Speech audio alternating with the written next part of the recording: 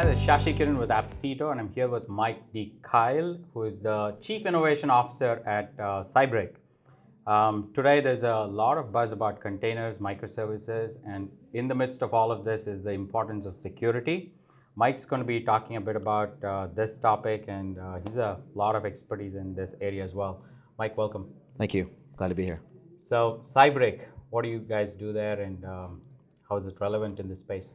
Sure. So we're about 6 months in, so I'm going to keep some of it a little close to the vest. But I describe us as an automation orchestration platform that's initially focused on security. And how do you move into playing offense in security instead of reactive defense?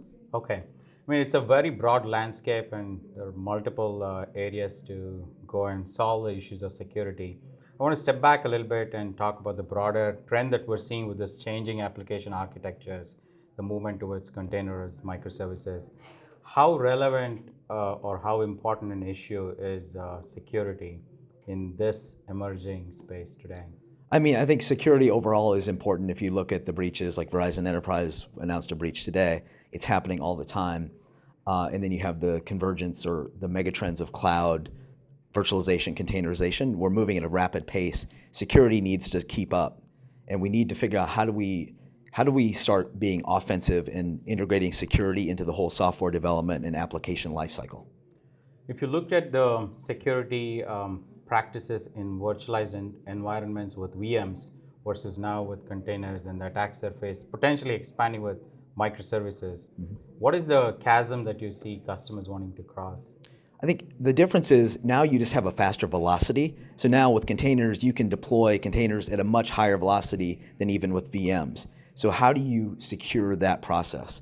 And there's a bunch of other things you trust. If you're building a container, a Docker container, Docker Compose, you're pulling in a lot of third-party potential parts of that container, and now you have to scan those. So even though you can spin it up quickly, you still need to bake the security checking into that lifecycle.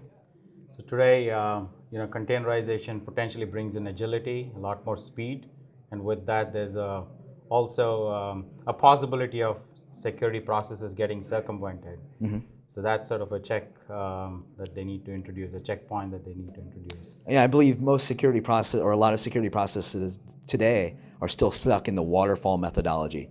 So we need to bring the security team into that DevOps collaboration conversation. Okay. So let's rewind a little bit. Before you were at Cybric, you had headed up infrastructure teams at Yahoo, and before that at Netflix as well, both of which are sort of poster children for these web scale architectures and contributed a lot to the community at large. So what are some of the learnings that you think that we got from deploying at such scale that could be brought back into some of the less web scale environments, if you will? Sure. I mean, I think you always have to plan for success. You don't want to build for today, you want to build for tomorrow and the future. And you can't build a monolithic application that scales to that. So then how do you break it up logically into microservices and containers and virtualization and scale that out horizontally?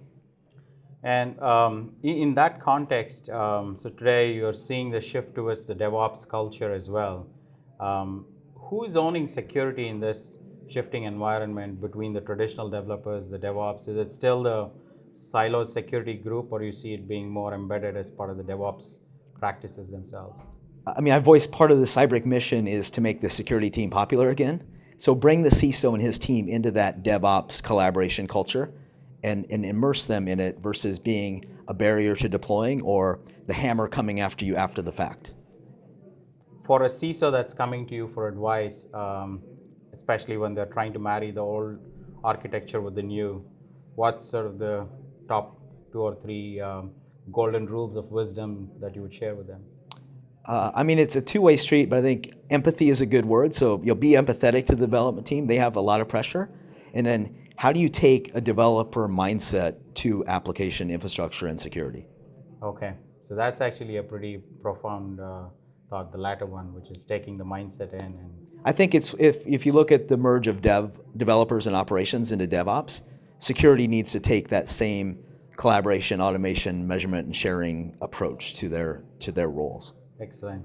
So Mike, I think that's a lot of new areas that is potentially very exciting for the security audience there's never a shortage of things for them to address with this dynamic landscape. And I think the container and microservices piece will potentially be a really good area to dive deeper into.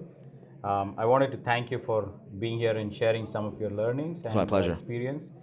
Thanks again for Thank joining you. us. Cheers.